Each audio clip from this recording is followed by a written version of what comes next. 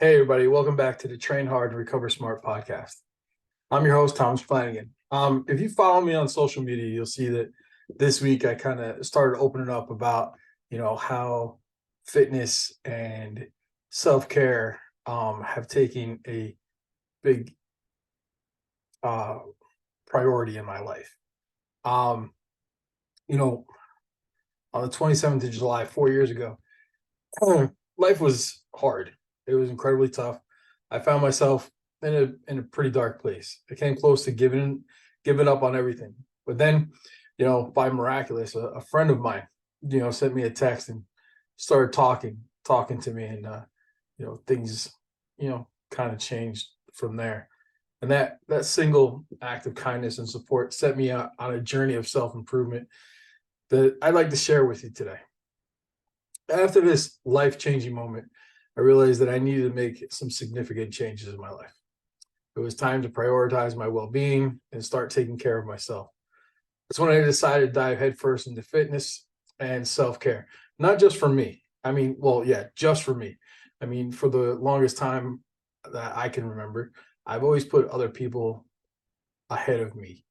And, it catches up to you. In the military, it's always about, you know, the people that you serve with and the soldiers that you work with and the Marines that you work with. And the only time that you really dive in to take care of you is, 12 weeks out from a PT test or a school or something like that. So, uh, you know, when I say I dive headfirst into fitness and self care, it was basically I started to prioritize myself before. And at this point, I discovered that exercise not only improved my physical health, but also had a profound impact on my mental and emotional state. It became a sanctuary and a catalyst of self-discovery.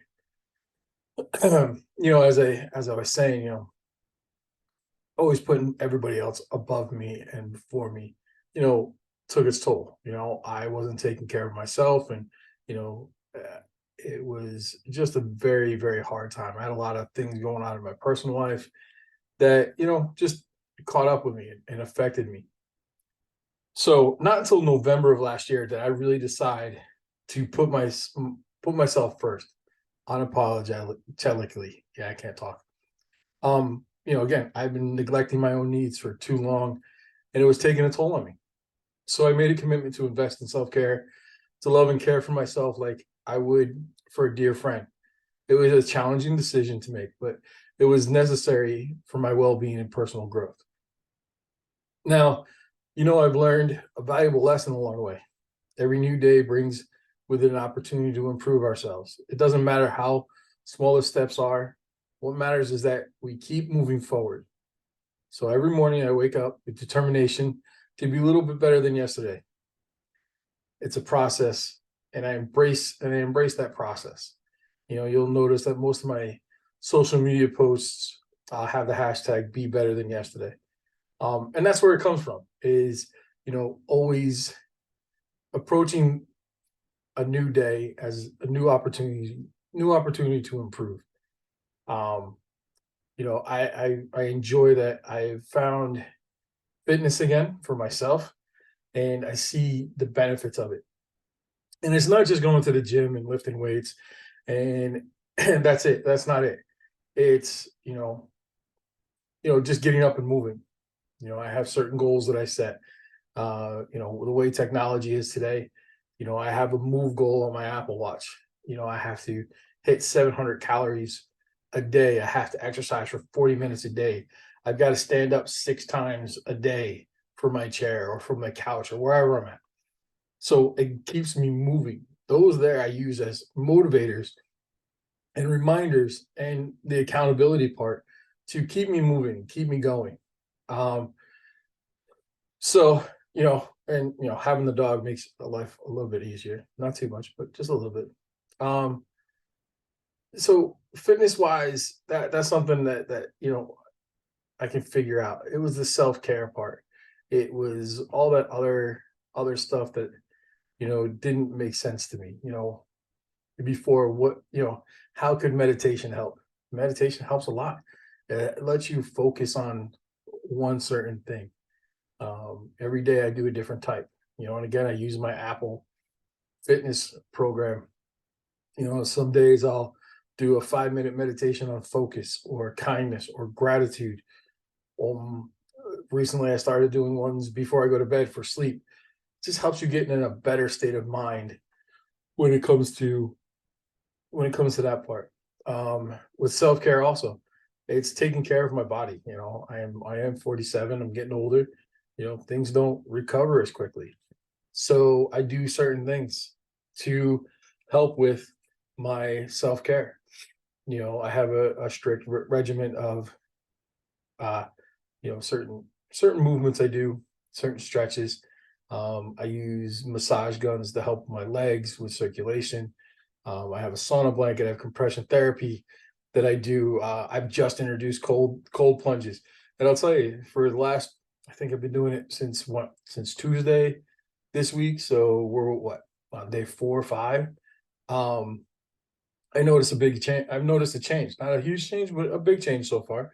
After I get out of the cold plunge, after just getting just building up the the mental toughness to actually get into 65 or less water. That's where I'm at right now, 65 degrees. I'll slowly get it down, but just to get in that water and sit there for 3 to 5 minutes, it's rough. The first time I was like, oh my God, what am I doing? But when you get out, um, the physical help that it's had with my soreness and my chronic pain has been beneficial. But not only that, but it's helped me focus more on what I'm doing that day and how I'm getting there. Okay. So I tell you all this because it hasn't been an easy journey. Mm, You know, like I said, I have chronic migraines and chronic pain that can be debilitating at times. There's days where my medication doesn't do anything for me. And it's just it's rough. In the past I would use these conditions as excuses to avoid working on myself or pushing forward. But I've come to realize that these struggles don't define me. I don't let them hold me back anymore. Instead, I use them as fuel to drive my determination to be better. Okay. And let me be honest with you, I'm nowhere near where I want to be yet. My journey is ongoing, and it always will be. I have dreams and aspirations that I'm working towards every day. It's not always smooth sailing, but I keep reminding myself that progress is progress, no matter how slow. And with that mindset, I continue to put in the effort and the work on myself every single day. Yes, I am very far from where I need to be or where I want to be, not just physically, but mentally and emotionally. I am nowhere near where I need to be. You know, um, there's days, I'll be honest, there's days I get up and I'm like, I don't want to do anything. I just want to lay here on the couch. I don't want to move, don't want to do nothing. But again, I can't do that. And you know, getting past that, there's some mornings that take me a little while to get up and running. But then there's other mornings where I'm off and running when I get out of bed. So, the biggest thing is you always got to find something positive every day to get you going or keep you going. Okay. Uh,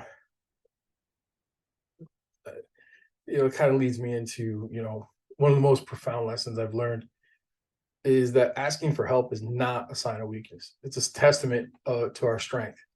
I used to think that I had to carry my burdens alone, but that's not true. I discovered the power of seeking support, whether it's from friends, family, or professionals. It takes courage to ask for help, and it has made all the difference in my journey. Um, yeah, I mean, for the longest time, asking for help was always a sign of weakness. To me, well, probably to many of us. Uh, but you got to look beyond that. Not everybody accomplished what they accomplished in life alone or by themselves. They had a team or they had, some type of support. In the military, we have teams. I can rely on everybody else in my team to help get through a project. I have my strong areas, I have my weak areas. Some of the best leaders I ever had surrounded themselves with people in areas that they were weak in. And that made the team a whole lot better. Okay. So I stand here today grateful for the journey that I've been on so far. The darkness I faced 4 years ago is now replaced with hope and determination. Each step I take, every choice I make to take care of myself, contributes to this transformation. My goal is to inspire others to embark on their journey of self-improvement and to let them know that they're not alone. So before I wrap up today's episode, and today was a quick one, I just wanted to get on and just share. I want to leave you with a message. You deserve to prioritize your well-being. Embrace self-care and make fitness a part of your life if it resonates with you. Remember, every day is a chance to be better than before, no matter the obstacles. And never forget that asking for help is not weakness. It's a strength that will guide you on your path to a better and brighter future. Again, you can get help or support from anywhere, from anyone. It doesn't have to be friends, family. It doesn't have to be a doctor. Anybody. You know, so with that, it's important to find a way to take care of you, because if you're not there, if you don't take care of you, then you can't take care of anybody else. And that's one of the hardest things I've had to learn and embrace recently. So again, I share my story not just to, get sympathy or whatever. I share it because I understand it, and I've been there. You know, I've been there. I'm working the progress. I'm walking the walk. Yes, I preach all this stuff, about fitness and everything like that, and I do great information. But I do this because it helps me with becoming a better person. If I can put something out there, some information out that other people haven't seen before, or you never read it, and it helps you better yourself, then I'm doing what I need to do. I may not know it, but it's what I need to do to better myself. So, I want to thank everybody for joining me today, for lending an ear to my story. If you found this episode helpful or inspiring, please share it with someone you think might benefit from it too. Together, let's create a community of support and growth. Till next time, take care, train hard, and remember, recover smart.